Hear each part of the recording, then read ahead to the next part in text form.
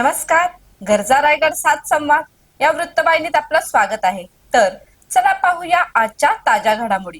मुंबई गोवा महामार्गावरील कॅश बॅरियरचे काम निकृष्ट. ठेकेदारांच्या मनमानीमुळे वाहन चालकांच्या जीवाशी खेळ सुरू. मुंबई गोवा राष्ट्रीय महामार्गावर पेण ते पळसपे दरम्यान टोल वसुली सुरू होण्यापूर्वी मोठ्या प्रमाणात कॅश बॅरियर अर्थात लोखंडी संरक्षक भिंत उभारण्याचे काम करण्यात आले. मात्र हे काम अत्यंत निकृष्ट दर्जाचे झाल्याचा गंभीर आरोप स्थानिकांकडून केला जात असून ठेकेदारांनी स्वतःच्या आर्थिक फायद्यासाठी नियमांना हरताळ फासल्याची चर्चा रंगू लागली आहे. कॅश बॅरियरच्या उभारणीसाठी साधारणतः 6 फूट लांबीचे लोखंडी खांब किमान 3 फूट खोल खड्डा खोदून सिमेंट, खडी, वाळूच्या सहाय्याने मजबूतीने बसवणे आवश्यक असते. त्यानंतर काही दिवसांनी लोखंडी पत्रे नटबोल्टच्या सहाय्याने जोडली जातात.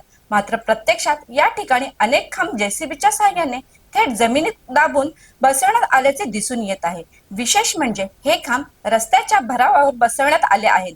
पावसाळ्यात भरावाची माती सैल झाल्यानंतर हे खांब अधिकच कमकुवत होण्याची शक्यता व्यक्त केली जात आहे.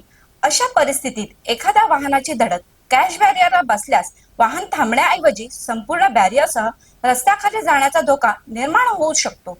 ज्या सुरक्षेसाठी हे बॅरियर उभारण्यात आले तो उद्देश त्यामुळे फोल ठरणार असल्याची भीती व्यक्त होत आहे.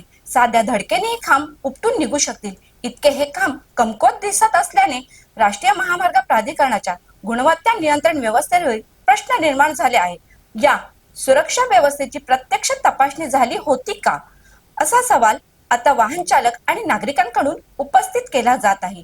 याबाबत राष्ट्रीय महामार्ग प्राधिकरणाचे अधिकारी इंगोले यांच्याशी भ्रमंतीध्वनीवरून वारंवार संपर्क साधण्याचा प्रयत्न केला असता मात्र त्यांच्याशी संपर्क होऊ शकला नाही.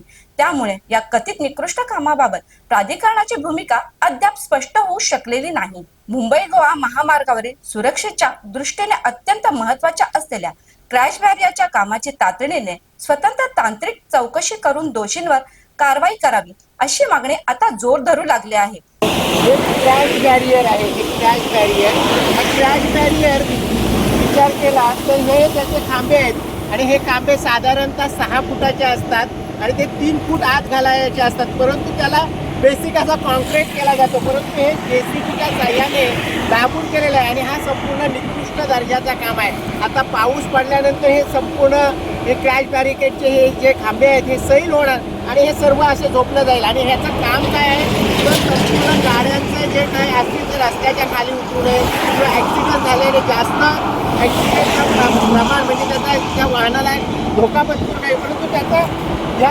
ठेकेदाराने जो केलेला आहे आणि दर्जाहीन काम केलेलं आहे. हा बॅरिकेड याची चौकशी होणं गरजेचं आहे. तर अशाच अनेक ताज्या घडामोडी पाहण्यासाठी गरजा रायगड सात संवाद या वृत्तवाहिनीला सबस्क्राईब करून बेल आयकॉनवरती क्लिक करा. धन्यवाद.